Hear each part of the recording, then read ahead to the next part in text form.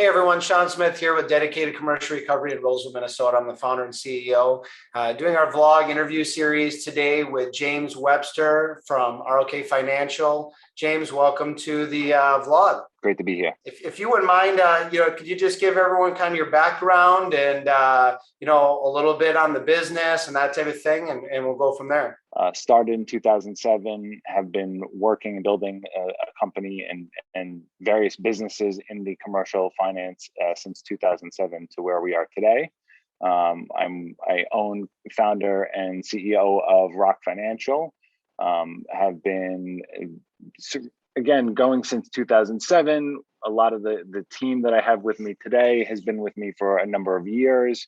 But the brand that we are building right now in this company, we have just hit a 1-year mark, which we're very happy and excited about. Obviously, there's always a lot of competition for me, for you. There's other business out there. What sets ROK Financial apart from everyone else? It's a team. The people that I've had with me, this month actually, I have one that's been with me. One gentleman's been with me for 11 years, but majority of the leadership team has been with me over 5 years. So 8 years, 7 years, 7 years, 6 years. They've all been with me a while. The knowledge that they bring, the passion that they bring, the experience they bring. So it's the people, which is a huge part of that. As you know, we've talked about that. Technology, and we've invested a tremendous amount into technology over the past year. We've really taken our platform and our CRM, really rethought the whole process.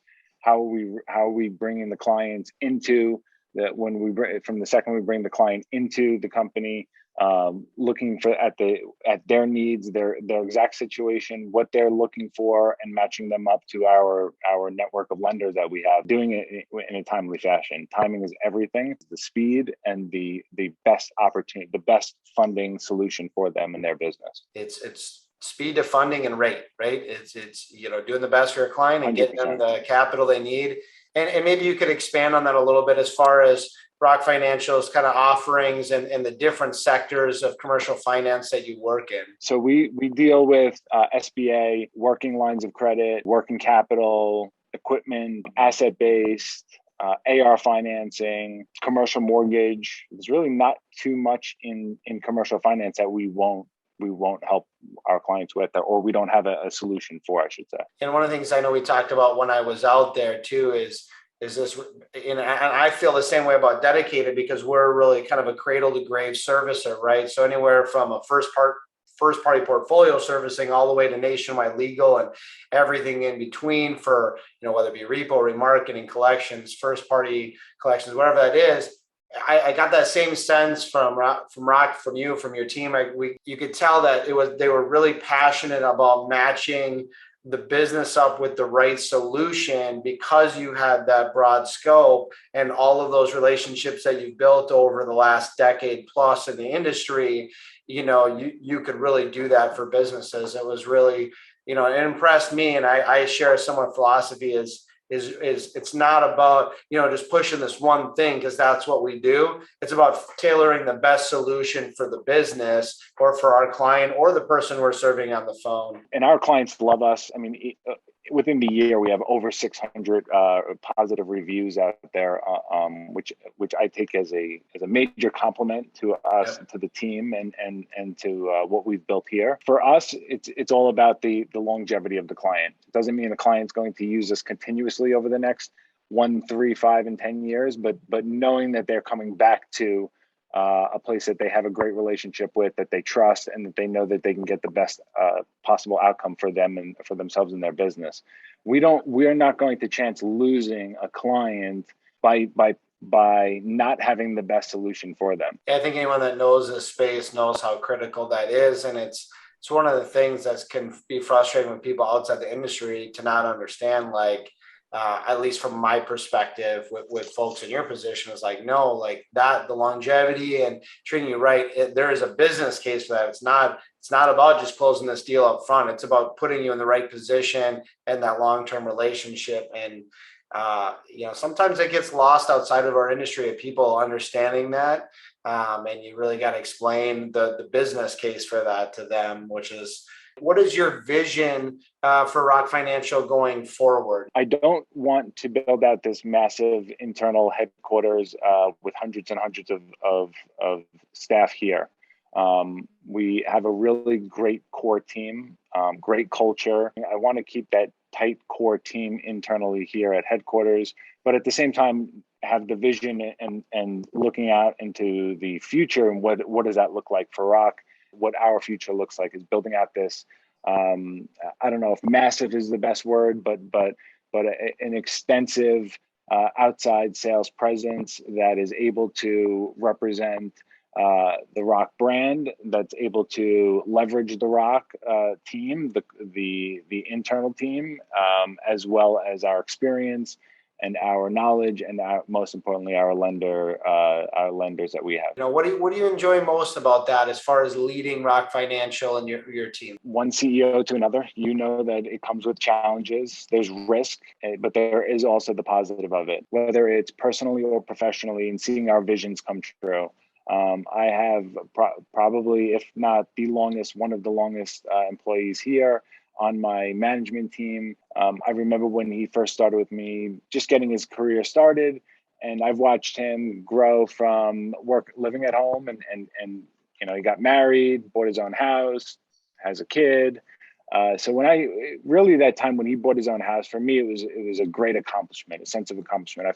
So that's one example. So seeing that come to fruition has always been very rewarding for myself. When we set out to do something professionally as a team, when these things start to come together, as you know, the days are long. You almost seem like, did I get anything accomplished today? Although we both know we got a million things done. Go back a year and you really start to recount what got accomplished in a year. To me, it's extremely rewarding. We do a company town hall. I listed out, and I probably only got to about 65, 70% of what we accomplished on a very high level. But I was going on for a good 4 or 5 minutes there and just ripping through. When you really sit back and look at that, it's very rewarding. I'm also a big believer in celebrating the small wins, because as a finance company, as a sales company, however you want to classify it, you're always setting goals, and those goals, as you kind of hit those, they're always going up, and you're never going to sit stagnant. So for me, I'm very big on celebrating the small victories. Yeah, I'm with you on that. I would echo all of that from my end too, is just seeing my team being in a situation to win, getting debt paid off, being able to buy a home, upgrade their car, take care of their family, whatever that is, and just being a part of that is one of the most rewarding things. And I just would love to end with something like this, is kind of a fun question, but what would be something, that maybe people wouldn't know about you as kind of a fun fact of James Webster from ROK Financial? I still like to play with Legos. I don't know. I have young kids. My son's always dragging me into dinosaurs or something, and I love playing with the kids. I'll get down and play with them as much as I possibly can. But something with Legos, I guess it's just kind of getting my mind into something that's not so difficult. It's just, kind of just following step by step. It's kind of just puts your mind at ease. And I like to mow my own lawn. It's not very common here on Long Island. Everyone has a landscaper. But I like to do that, and it's most likely for the same reason, that it's just something that takes my mind away from the everyday, ongoing, 50,000 emails in a day, and how many calls, endless calls, to just something that I can throw my AirPods in, throw on either some music or a podcast, and just kind of do something. I love being outdoors.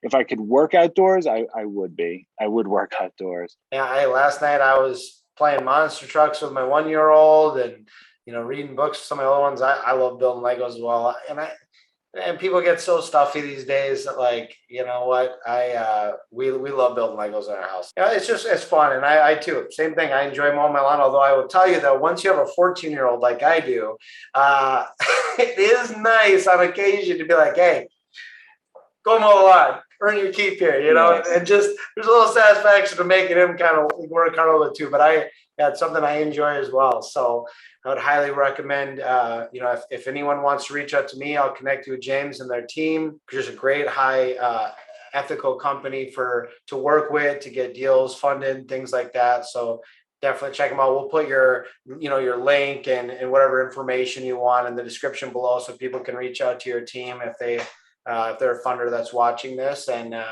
yeah, James, thanks for being on the show. I appreciate you. Yeah, I appreciate it, John. Thanks for having me, and we'll talk soon, buddy. Thanks everyone for tuning in. Please like, subscribe, share. James is active on social media, so if you want to ask questions in the comments, he'll be tagged in this. And as always, thank you for tuning in, and God bless.